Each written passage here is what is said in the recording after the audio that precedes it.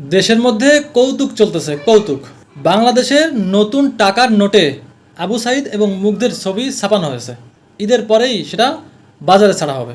না দেখেন, তারা এমন কি স্বাধীনতা এনে দিল, এমন কি পরিবর্তন করে দিল, এমন কি মুখ উজ্জ্বল করে দিল গোটা দেশের, যে তাদের ছবি টাকার মধ্যে ছাপাতে হবে। আমাদের দেশে কি বীর শহীদ নাই? এই 24 সালে আবু সাইদ এবং মুগ্ধ এই দুজনই মাত্র বীর শহীদ। পুরো বাংলাদেশটাকেই যারা বাংলাদেশ হিসেবে তৈরি করে দিল, সেই বীর শহীদদের থেকে আরও বেশি অর্জন এই আবু সাইদ এবং মুগ্ধের, এমনটাই চিন্তা আমাদের ডক্টর ইউনূসের। না দেখেন, যথেষ্ট ভালোবাসা এবং যথেষ্ট সম্মান আবু সাইদ এবং মুগ্ধের প্রতি আমার আছে। তাদের সাথে যেটা হয়েছে এটা অবশ্যই অন্যায় হয়েছে। তারা যাই করে থাকুক না কেন, তাকে যে দুনিয়া ছাড়া করা হলো, এটা অবশ্যই তার সঙ্গে অন্যায় হয়েছে। কিন্তু এমন কোনো অর্জন হয়ে যায়নি 5 আগস্টের পর থেকে এই পর্যন্ত যে তাদের ছবি বাংলাদেশের প্রত্যেকটা টাকার মধ্যে থাকতে হবে। এবং যে বিষয়টি মেইন, এতদিন শুনে আসতেছি যে টাকার মধ্যে কোনো ছবি থাকা এটা জায়েজ নাই, যেহেতু আমাদের বাংলাদেশ মুসলিম রাষ্ট্র। কিন্তু আবু সাইদ এবং মুগ্ধের বেলায় এটা কিভাবে এখন জায়েজ হয়ে গেল?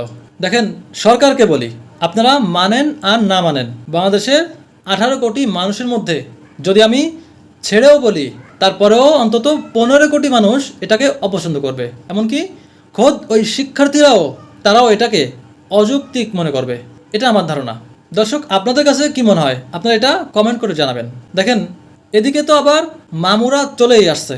বাংলাদেশের ফায়ার সার্ভিসের সদস্যদের প্রশিক্ষণ দিতে চলে আসলো আমেরিকা থেকে সেনাবাহিনী। শুধু সেনাবাহিনী, বিমান বাহিনীও চলে আসছে। ফায়ার সার্ভিসের লোকেদের সেনাবাহিনী এবং বিমান বাহিনী প্রশিক্ষণ করায়, এটা কি ধরনের কৌতুক হতে পারে?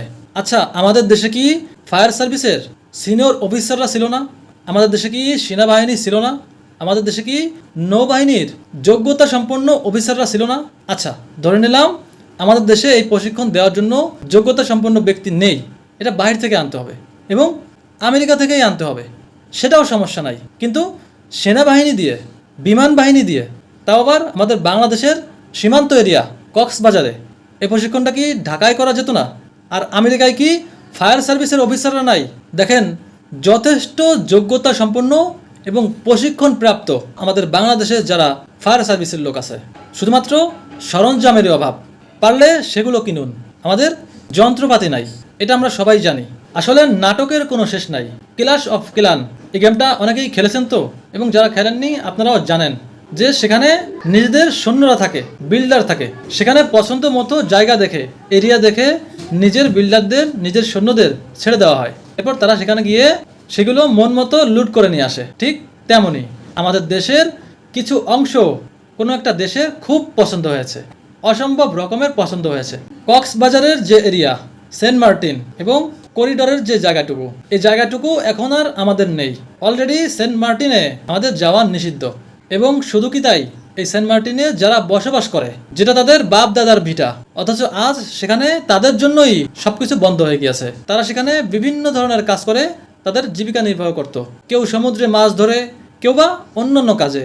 কিন্তু বর্তমানে সেটা পুরোপুরি বন্ধ করে দেওয়া হয়েছে এবং সেখানকার লোকজন এত অভাবে পড়েছে যে তাদের ছেলেমেয়েদের পড়ানোর খরচ তারা দিতে পারতেছে না। দেখেন, এই কথাগুলো কেন তুলে ধরতেছি? আমাদের আসিফ নজরুল স্যার, আপনারা এখানে স্ক্রিনে দেখেন, তিনি এই তো 24 সালের এই যে জুলাই আগস্টের আগের মাস, জুন মাসে আপনারা এখানে দেখেন, তিনি লিখেছে সেন্ট মার্টিনের মানুষের জীবন জীবিকা খুবই বিপন্ন, তারা খুবই বিপদে আছে এবং সমুদ্র সীমানায় মায়ানমারের যুদ্ধ জাহাজ ঘোরাফেরা করতেছে। অথচ আমাদের নৌবাহিনী যারা আছে, আমাদের যুদ্ধ জাহাজ নিয়ে তারা সেখানে কেন যাচ্ছে না? তারা এটা কেন তদারকি করতেছে না?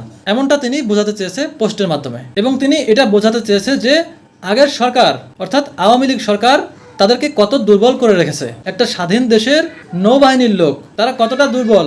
আমাদের আসিফ নজরুল স্যার, তিনি তখন সরকারে ছিল না, তিনি তখন বলতো, হায় আল্লাহ, আমি যদি কোনো মন্ত্রণালয়ের দায়িত্ব পেতাম তাহলে জীবন দিয়ে কাজ করতাম। তাই আজকে কথাটা এজন্যই তুলে ধরা। আজ আমাদের সেই স্যার, তিনি এই দেশের আইনমন্ত্রী, গোটা দেশের আইন কানুন সবকিছুই তার কথায় ওঠা বসা করে। অথচ আজ সেন্ট মার্টিনের কোন অবস্থা আমি জানি না। স্যার কি এটা জানেন যে বর্তমানে গত 6 মাসে অন্তত 600-রও বেশি বাংলাদেশি লোকজনকে অপহরণ করেছে এই আরাকান আর্মিরা সীমান্ত থেকে? এই হলো দেশের অবস্থা। আর এদিকে তো ঢাকা শহরে প্রতিদিন অন্তত 4-5টা করে মিছিল মিটিং আন্দোলন হচ্ছে বিভিন্ন রকমের দাবি নিয়ে। তারা দাবি নিয়ে আসতেছে, দাবি মিটিয়ে ঘরে ফিরে যাচ্ছে, তাদের ভাগ্য পরিবর্তন হচ্ছে, অথচ জনগণের ভাগ্য পরিবর্তনের কোনো খবর নাই। আবার আজ দেখলাম সমন্বয়ক হাসনাত আব্দুল্লাহ এবং সাদিক কায়েম তারা এখন মেয়র হবে। এই যে এদিকে ইশাক হোসেন মেয়র হয়ে যাচ্ছে, এখন তারাও মেয়র হবে। ওদিকে সাজিস আলম তিনি তো এমপি হয়ে বসেই আছেন, অথচ কদিন আগেও তাদের অবস্থান কোথায় ছিল?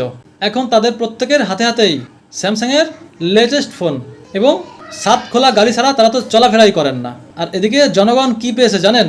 সয়াবিন তেল প্রতি লিটারে 35 টাকা করে বাড়ানো হয়েছে। তো ভিডিওটি এখানেই শেষ করছি। দর্শক, আমার কথাগুলো যদি ঠিক মনে হয় আপনারা বলবেন, এবং ভুল কিছু বললে সেটাও বলবেন। সবার প্রতি রইল অনেক অনেক ভালোবাসা। সবাই ভালো থাকবেন, সুস্থ থাকবেন। Bye bye.